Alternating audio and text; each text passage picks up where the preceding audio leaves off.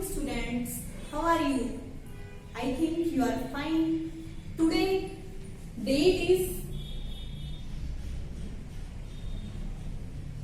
1 March 2020 and subject is biology and topic. तो students आज हम पढ़ेंगे, आप सबने ब्लड के बारे में तो सुना भी होगा, देखा भी होगा, और जब भी आपको थोड़ी सी चोट लगती है तो आपकी फिंगर से या जहां भी चोट लगती है वहां से जो है वो ब्लड निकलता है और आपने देखा होगा वो रेड कलर का होता है। तो क्या आपने कभी जाना है कि ब्लड के अंदर क्या होता है, क्या नहीं होता है? तो आज हम वही पढ़ेंगे। आज का हमारा टॉपिक होगा ब्लड। ब्लड जो है वो क्या होता है? एक फ्लूइड होता है। तो क्या आप लोगों को पता है कि what is the difference between A fluid और ए लिक्विड? आपने सुना होगा कि जो पानी है उसको हम लिक्विड बोलते हैं, बट जो ब्लड है उसको हम फ्लूइड बोलते हैं। तो इस चीज के बीच में जो है डिफरेंस क्या होता है? क्योंकि लिक्विड वो चीज होती है जिसके अंदर हम जो ट्रांसपेरेंट होता है, जिसको हम देख सकते हैं, जिसके अंदर क्या प्रेजेंट है उस चीज को हम नहीं देख सकते। लेकिन जो फ्लूइड होता है उसके अंदर दोनों चीजें होती हैं, प्लाज्मा भी होता है, उसके अंदर सेल्स भी प्रेजेंट होती हैं। तो हम उसको लिक्विड तो नहीं बोल सकते।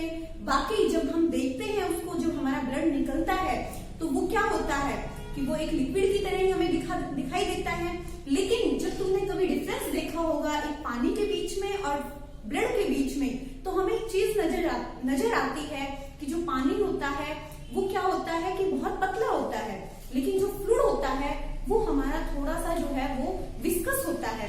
तो उसी चीज को इसके अंदर जो सेल्स हैं जो प्रेजेंट होती हैं वो इतनी छोटी होती है, उनका साइज माइक्रोन के अंदर होता है जो हमें दिखाई नहीं देता है। दूसरा हम जो है इसको बोलते हैं फ्लूइड कनेक्टिव टिश्यू। ये एक टिश्यू है।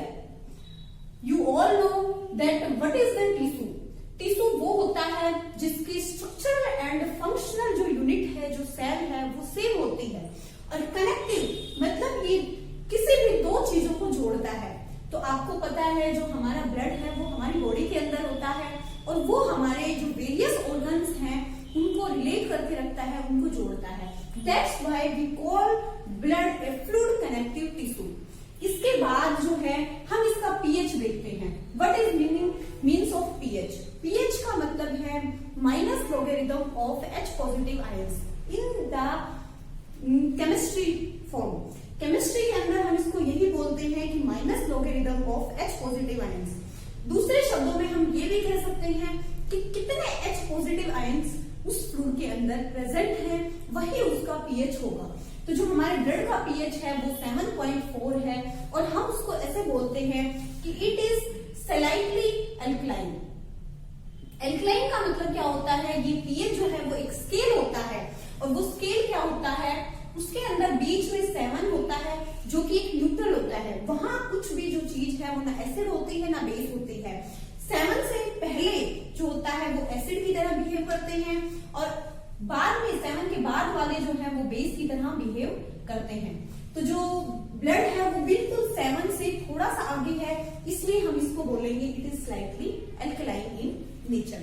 इसके बाद जो है इसका जो कंसंट्रेशन होता है ब्लड का वो 0.98% सेलाइन होता है।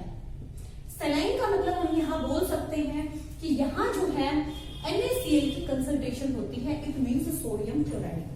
इस चीज को हम अभी एक एक्टिविटी से समझेंगे कि कैसे हम इसको प्रूव कर सकते हैं कि जो ब्लड है उसकी कंसंट्रेशन 0.98 जो है वो सेलाइन होती है। एक्टिविटी में हम रखेंगे कि हमने कोई भी जो है वो 3 बीकर ले लिए, 1, 2 एंड 3। जब हमने 3 बीकर ले लिए तो उसके अंदर हमने सेलाइन जो है कंसंट्रेशन ले लिया इसके अंदर, जिसको हम बोलेंगे NaCl। और NaCl के अंदर हमने RBC रख दिया। RBC का मतलब हमने ब्लड की एक पता चलता है। अब क्या होगा, हमने जो तीनों बीकर हैं उसके अंदर जो कंसंट्रेशन है NaCl की उसको हमने डिफरेंट रखा है। जो फर्स्ट जो बीकर है उसके अंदर हमने 0.98 से कम रखा है, जो बीच वाला बीकर है उसमें हमने 0.98% ही रखा है। जो थर्ड वाला बीकर है उसके अंदर हमने 1% सलाइन रखा है, और जो इससे पहले वाला बीकर है इसके अंदर हमने 0.1% सलाइन रखा है। अब हम यहाँ क्या देखेंगे कि यहाँ ये जो सॉल्यूशन है उसकी कंसंट्रेशन कम है, तो यहाँ एक प्रोसेस यूज होता है जिसको हम ऑस्मोसिस बोलते हैं। ऑस्मोसिस के अंदर क्या होता है कि फ्रॉम हायर कंसंट्रेशन से जो सोल्यूट पार्टिकल हैं वो मूव करते हैं टूवर्ड्स लोअर कंसंट्रेशन। तो यहाँ जो है जो हमारा जो सॉल्यूशन है वो 0.1% NaCl का सॉल्यूशन है। यहाँ जो है एंडोऑस्मोसिस होगा, क्योंकि जो यहाँ NaCl की जो कंसंट्रेशन है वो कम है, लेकिन जो वाटर की कंसंट्रेशन है उसके अंदर वो ज्यादा है, और वही वाटर जो है वो हमारा RBC के अंदर जाएगा, जिसको हम बोलते हैं एंडोऑस्मोसिस। आप एंडोऑस्मोसिस के बारे में समझ ही गए होंगे कि एंडोऑस्मोसिस का मतलब है कि हायर कंसंट्रेशन से लोअर कंसंट्रेशन की तरफ मूव करना।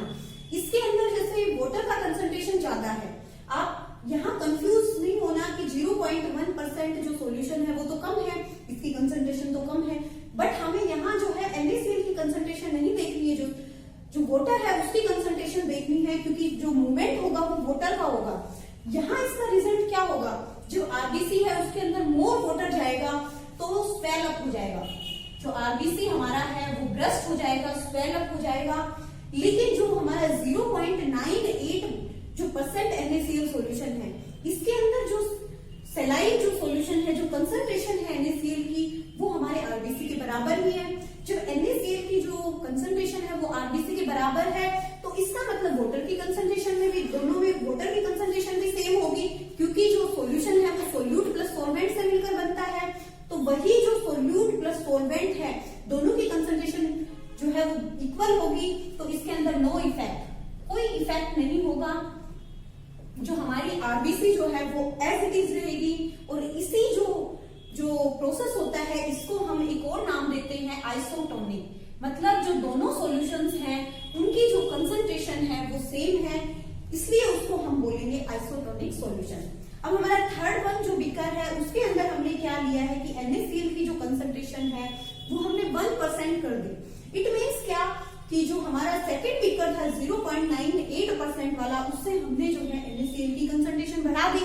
जब हम NaCl की कंसंट्रेशन को बढ़ा देंगे तो जो वाटर की कंसंट्रेशन है वो ऑब्वियस है कि डिक्रीज हो जाएगी, और जैसे ही वाटर की कंसंट्रेशन डिक्रीज होगी तो हमने क्या पढ़ा था, ऑस्मोसिस के अंदर क्या होता है, हायर कंसंट्रेशन से और लोअर कंसंट्रेशन की तरफ मूवमेंट होता है। तो यहाँ जो RBC के अंदर जो है वाटर कंसंट्रेशन वो ज्यादा होगी, वहां से जो मूवमेंट होगा वाटर का वो बाहर की तरफ होगा, और जैसे ही बाहर की तरफ होगा मूवमेंट तो जो RBC है वो लाइज्ड अप हो जाएगी। अब यहाँ जो है इन दोनों सॉल्यूशंस को भी हम जो है वो डिस्क्राइब करते हैं, एक नाम देते हैं। जैसे हमने इसको आइसोटोनिक नाम दिया है, इसको हम जो है वो हाइपोटोनिक बोलते हैं।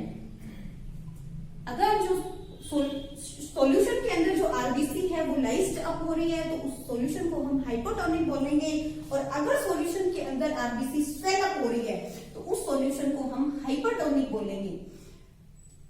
इन टर्म्स को हम डिफाइन कर सकते हैं कैसे कि हाइपरटोनिक जो सॉल्यूशंस होते हैं वो सॉल्यूशंस होते हैं जिसके अंदर जो कंसंट्रेशन है NaCl की RBC के अंदर वो NaCl की कंसंट्रेशन जो है वो ज्यादा होती है, RBC के अंदर ज्यादा होती है। इसका जो बाहर वाला जो हमने जो NaCl सॉल्यूशन लिया है यहाँ जो है कंसंट्रेशन कम होगी NaCl की, लेकिन RBC के अंदर जो कंसंट्रेशन है NaCl की वो ज्यादा होगी, तो इसके अंदर जो है वो स्वेल अप हो जाएगी और बर्स्ट हो जाएगी RBC। लेकिन आइसोटोनिक के अंदर क्या होगा, दोनों जो कंसंट्रेशन है वो सेम होंगी, इसलिए जो है RBC के ऊपर कोई इफेक्ट नहीं होगा, क्योंकि वो अपने सेम मीडियम के अंदर सिचुएट कर रही है। तीसरे के अंदर जो हाइपोटोनिक सॉल्यूशन था उसके अंदर हम ये बोलेंगे कि जो मूवमेंट है पार्टिकल्स का वो RBC से और सॉल्यूशन की तरफ हो रहा है, क्योंकि जो वाटर है वो जो RBC हमारी प्रेजेंट है उसके अंदर वाटर ज्यादा है, जो NaCl जो है वो हमारे बाहर वाले सॉल्यूशन के अंदर जाता है, इस वजह से जो मूवमेंट होगा वो बाहर की तरफ होगा और आरबीसी जो है वो लाइस्ट अप हो जाएगी। तो आज जो मैंने जो ये टॉपिक पढ़ाया है आपको ब्लड के बारे में, I think you can understand and prepare